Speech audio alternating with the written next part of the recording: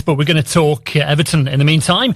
And it's been a while since he was last with us, but I'm delighted to say that lifelong Evertonian Rodger Armstrong is back with us this afternoon. It's always good to talk, Rodger.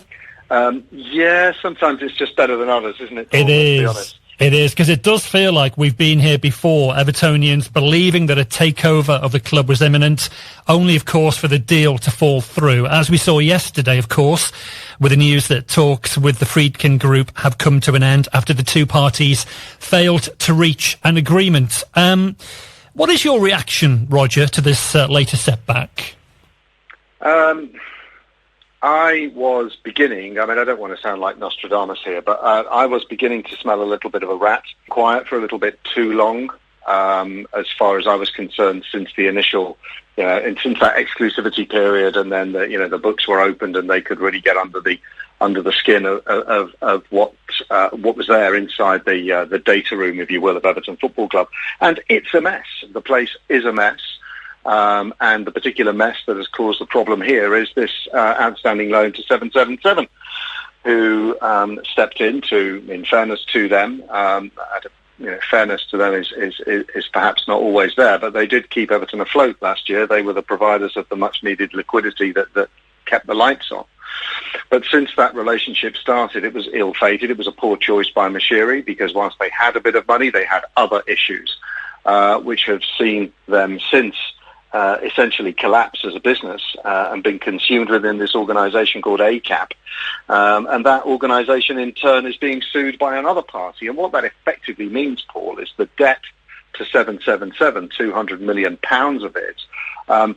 Anybody coming into Everton, as we've discussed on many occasions, inherits quite a bit of debt and really would want to see if they can negotiate with those creditors for them to take what's called a haircut, a reduction in the amount owing. And as far as 777 is concerned, whilst they are the least secured of the lenders after our friends at Rights and Media Funding in particular, and then now the Friedkin Group themselves, who've assumed that position from MSP, there's no one to negotiate, because whether it's Kenneth King and ACAP or whether it's the people who are suing him, and therefore all of those negotiations are on hold subject to the outcome of an American court decision. There's no one you can negotiate with, and it's far too complicated. It's going to be far too difficult, and the Friedkin Group, unsurprisingly, have walked away from it, which leaves us back to square one, square minus one, depending on your view of optimism, half full or half empty. I think the point to bear in mind is, whilst there were other interested parties, and there are doubtless interested parties in Everton, it is going to be very difficult for any incoming investor or acquirer to conclude a deal whilst waiting on the outcome of this US court hearing, because there is no way that they would think they would have to repay £200 million to 777 or whoever it might be that owns that asset. And until that can be successfully concluded, there's really no place to go. So we're treading water, unfortunately, which is very, very frustrating. And this, of course, is the difficulty that Everton will face, because, as you say, with the Friedkin Group, because of this legal action against 777, Friedkin were wary of any potential risk, and so decided to walk away rather than wait for the issues to be resolved. And we know that the Friedkin Group, they put £200 million into Everton Football Club. They paid off that loan to MSP Sports Capital, of course, as well. So they will remain a lender to the club. But as you say, for any new lender to come in, they've got the same situation. Any new lender has got the same concerns that the Friedkin Group will have had. That's true. I mean, they've paid off the MSP loan, so that isn't like new debt. They've kind of replaced MSP with themselves. Okay, so they haven't lent new money. It's they've lent their money but given it to MSP, if you see what I mean. There's a little bit of an uptick, maybe an additional £20 million that they've put into the business. I mean, on the positive side, Everton have made some quite decent player sales, getting money for Ben Godfrey. Wasn't a bad piece of business in most people's books.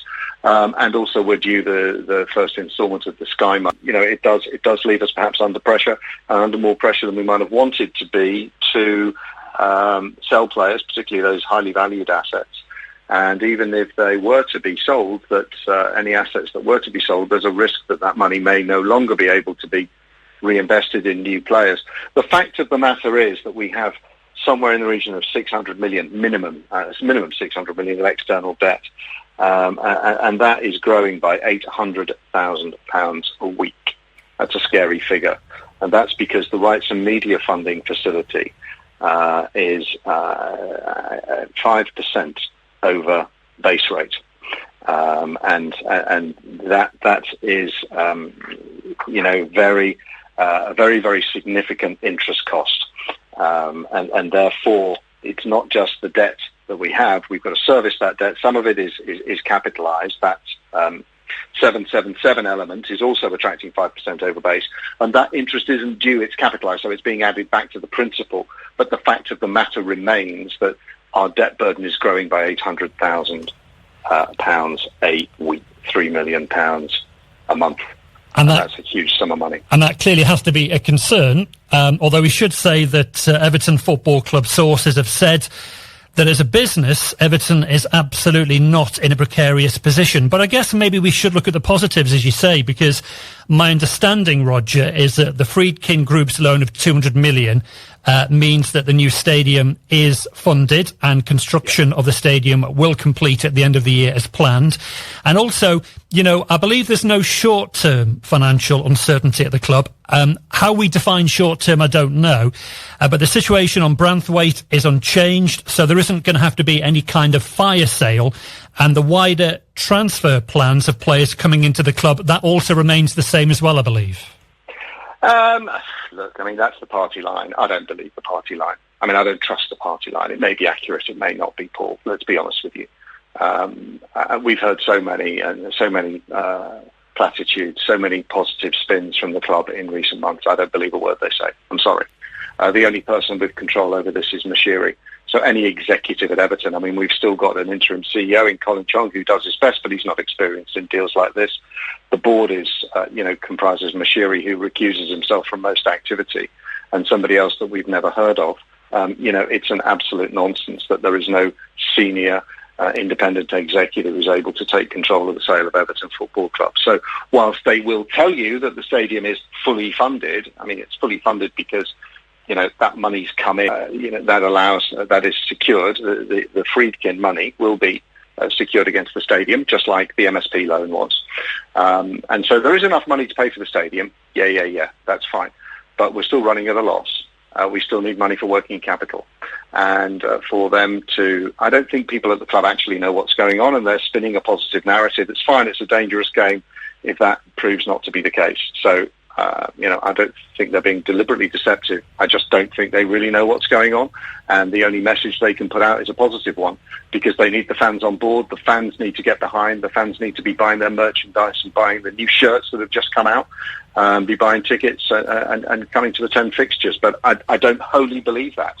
I think we may still need to sell players. Hopefully we can hold on to them. Hopefully we can hold on to Branthwaite. And hopefully there is still money for the additional signings that we need to strengthen the squad. But I wouldn't take that as gospel. And I think, is it fair to say, Rodger, that Everton as a football club, it is still an attractive proposition if the right price can be agreed for the club? And that's where the difficulty lies, isn't it, in terms of lenders coming in and prospective buyers coming in. What price are they going to offer for the club?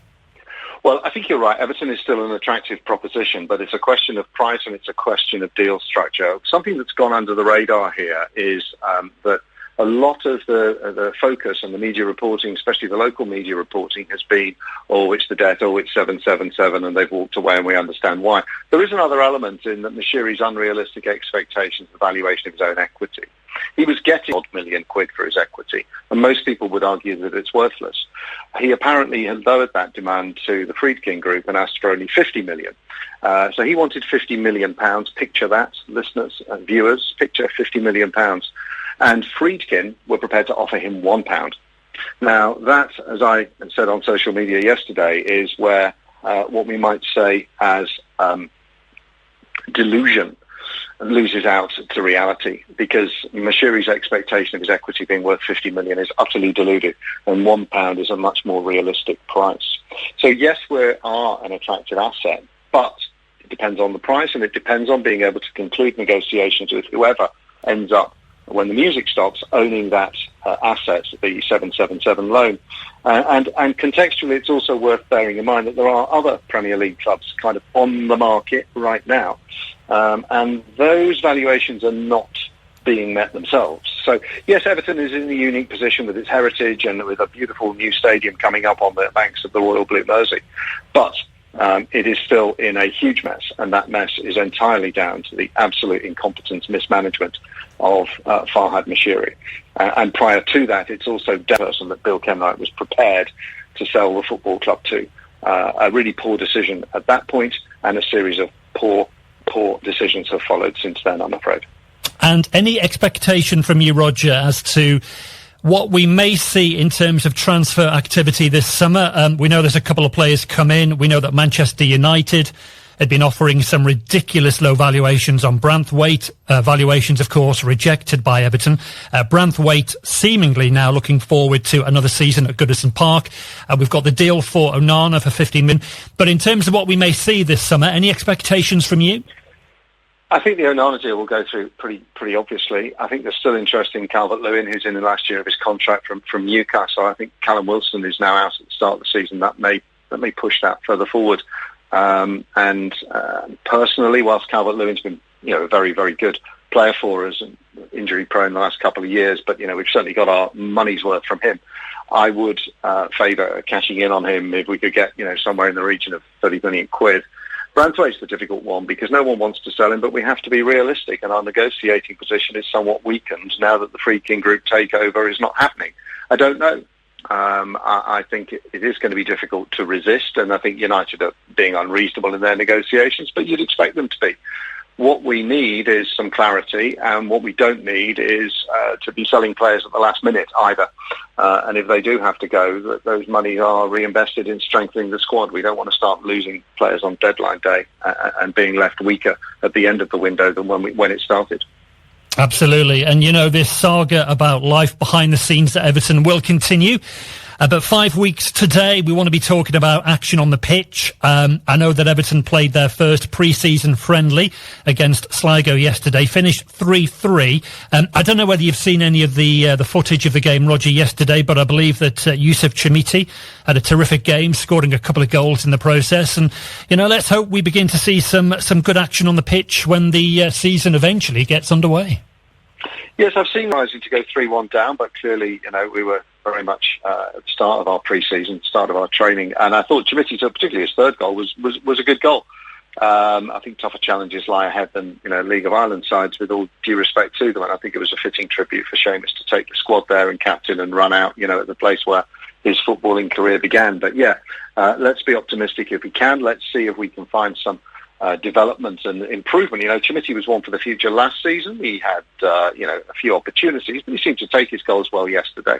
He's an asset. He's an asset we're going to need. We're going to need goals. We were third or fourth lowest scorer in the league last season, so we certainly need him and other players to contribute. And goals from, I think Undai also had a quite an impressive debut. Again, you never quite know quality of the opposition, but there are one or two reasons to be optimistic with the incomings and the potential young players improving. So let's hope we can give the Seagulls a battering on day one.